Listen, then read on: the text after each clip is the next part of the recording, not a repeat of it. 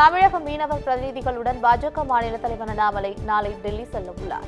தமிழக மீனவர்கள் மீது தொடர்ந்து இலங்கை கடற்படையினர் மற்றும் இலங்கை மீனவர்கள் தாக்குதல் நடத்தி வரும் சம்பவம் தொடர்ந்து நீடித்து வருகிறது. அதற்கு உடனடியாக தீர்வு காண மத்திய வெளியுறவுத்துறை அமைச்சர் ஜெய்சங்கரை சந்தித்து மனு கொடுக்க உள்ளதாக பாஜக மாநில தலைவர் அண்ணாமலை நாளை டெல்லி செல்கிறார். அவருடன் கன்னியாகுமரி, புதுக்கோட்டை, ராமநாதபுரம், நாகப்பட்டினம் மாவட்டங்களைச் சேர்ந்த மீனவர்களும் செல்ல உள்ளனர். திருச்சியில் மாணவன் அடித்து கொலை செய்யப்பட்ட சம்பவத்திற்கு எதிர்க்கட்சித் தலைவர் எடப்பாடி பழனிசாமி கண்டனம் தெரிவித்துள்ளார். இது தொடர்பாக அவர் வெளியிட்டுள்ள எக்ஸ் வலைதள பதிவில், திருச்சி ஸ்ரீரங்கத்தில் காவிரி ஆற்றுப்பெருக்கை வேடிக்கை பார்த்துக் கொண்டிருந்த விராலிமலையைச் சேர்ந்த ரஞ்சித் என்ற மாணவர் அடித்து கொலை செய்யப்பட்டதை அறிந்து அதிர்ச்சியடைந்ததாக தெரிவித்துள்ளார். ஆடிப்பெருக்கென்று காவிரி ஆற்றங்கரையில் கொலை நடப்பது என்பது சட்டம் ஒழுங்கு எந்த அளவிற்கு சீர்கெட்டுள்ளது என்பதற்கு அத்தாட்சி என்றும் விமர்சித்துள்ளார். மேலும் தினம் அரங்கேறும் கொலை சம்பவங்களால் எப்படி மக்கள் பாதுகாப்பாக உணர முடியும் என்றும், எப்படி நம் மாநிலத்திற்கு சுற்றுலா பயணிகள் வருவார்கள், எப்படி புதிய தொழில் முதலீடுகள் வரும் என்றும் கேள்வி எழுப்பினார்.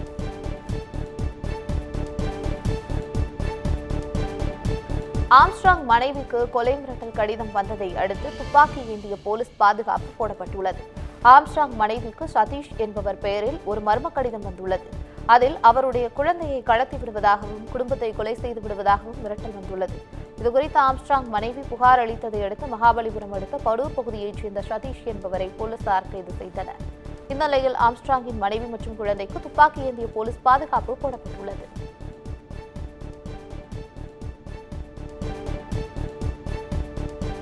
ஒகேனக்கல் காவிரி ஆற்றில் நீர்வரத்து 75,000 கனஅடியாக சரிந்த நிலையில் அருவியில் குளிக்கவும் பரிசல் பயணம் செய்யவும் தொடர்ந்து 20வது நாளாக தடை நீட்டிக்கப்பட்டுள்ளது. கர்நாடகாவில் உள்ள KRS கபினி அணைகள் முழு கொள்ளளவை எட்டியதால் இரு அணைகளில் இருந்தும் 91,169 கன அடி உபரி நீர் வெளியேற்றப்பட்டு வருகிறது. இதனால் ஒகேனக்கலின் 80,000 அடி கன அடி நீர்வரத்து வந்து கொண்டிருந்த நிலையில் தற்போது 75,000 கனஅடியாக நீர்வரத்து குறைந்துள்ளது. இதன் காரணமாக காவிரி ஆற்றில் தண்ணீர் அதிகமாக வருவதால் சுற்றுலா பயணிகள் அருவியில் குளிக்கவும் பரிசல் பயணமும் செய்ய விதிக்கப்பட்ட தடையானது 20வது நாளாக தொடர்ந்து நீடித்து வருகிறது.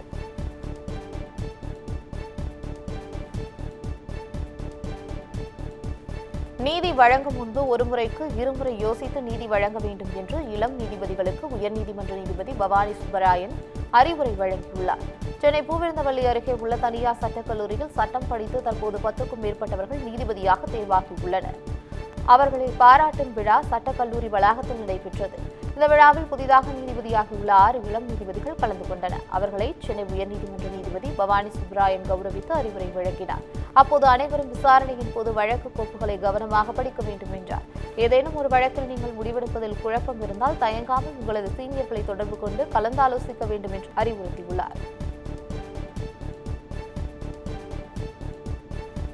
சென்னை மண்ணடியில் செல்போன் கடை ஊழியரை அரிவாளால் தாக்கிவிட்டு 50 லட்சம் ரூபாயை கொள்ளையடித்து சென்ற மர்ம கும்பலை போலீசார் தேடி வருகின்றனர்.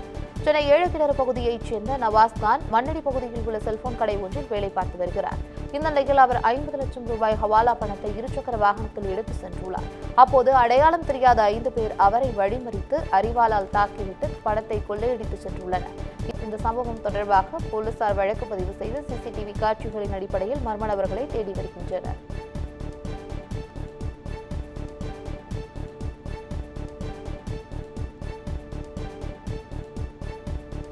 நீலகிரி மாவட்டத்தில் உள்ள மலை கிராமத்திலும் நிலச்சரிவு அபாயம் உள்ளதால் பொதுமக்கள் தற்காலிக முகாம்களில் தங்க வைக்கப்பட்டுள்ளனர்.